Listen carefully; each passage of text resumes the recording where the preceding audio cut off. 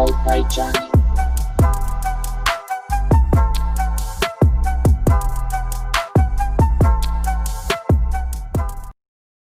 Gandang araw sa inyo mga ka-JPTech.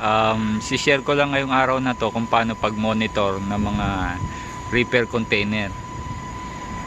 So ayan.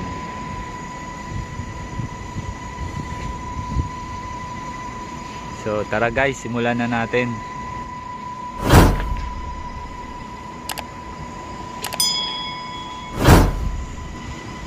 Ayan. Ito guys, zero temperature.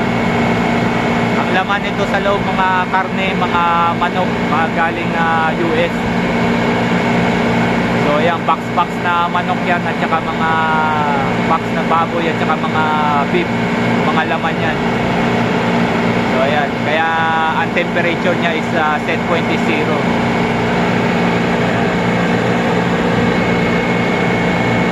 Itong isang container na to is set point is minus 15. Ayan, nag-automatic na siya. Minus 15 ang setting nito kasi mga laman nito, isang 40 footer na container, puro ice cream ang laman. So ayan guys, yan ang mga laman yan, mga unit na yan.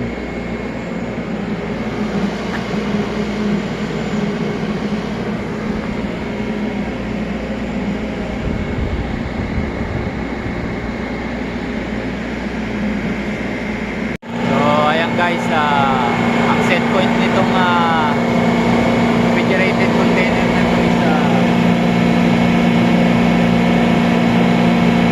0. So 0 ang set point niya.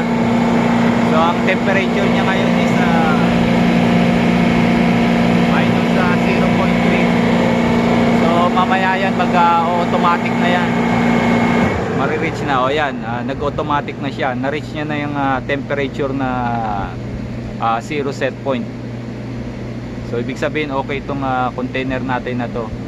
Yan, kasi na-reach niya yung certain temperature na setting natin. So ayan. So ayan guys, yan ang ano ng refrigerated container. So dito naman tayo sa isa. Tingnan din natin ang temperature nitong isa. So ayan.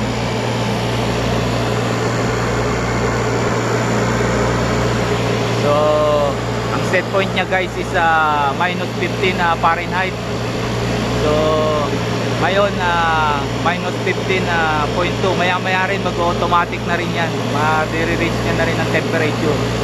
Ito mga ice cream ang laman nito, kaya masyadong mataas ang setting ng temperature niya. So ayan guys.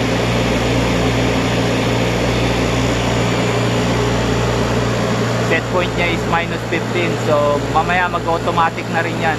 So, ibig sabihin okay itong container na na minomonitor natin. So ayan guys. Mga monitor ano natin, chicken din natin itong isa dito.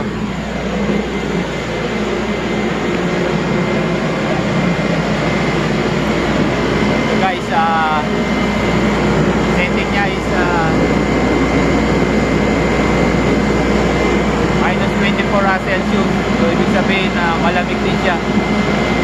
Kukuha niya na yung minus 25 Celsius ang setting niya pala. Temperature niya ngayon is minus 24. So ayan, okay din itong refrigerated container natin na minomonitor. So ayan.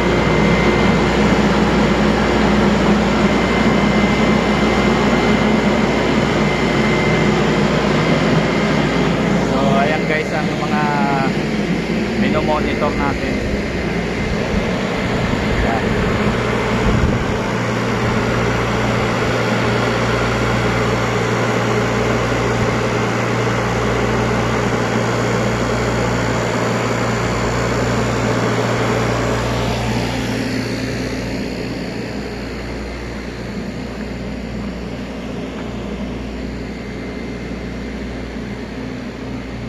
So ito guys, nag-automatic na siya.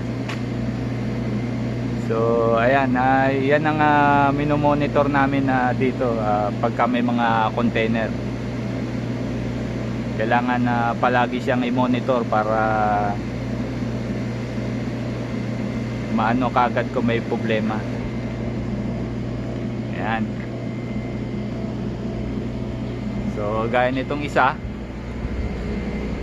nag-automatic na rin siya. Ayan, nakuha niya na rin ang temperature na -15. So minsan may mga konting lapse lang ng temperature yan, pero ayan, kagaya niya set point natin -15. So nakuha niya is -15.4. So okay lang yan, na-reach niya na yung temperature.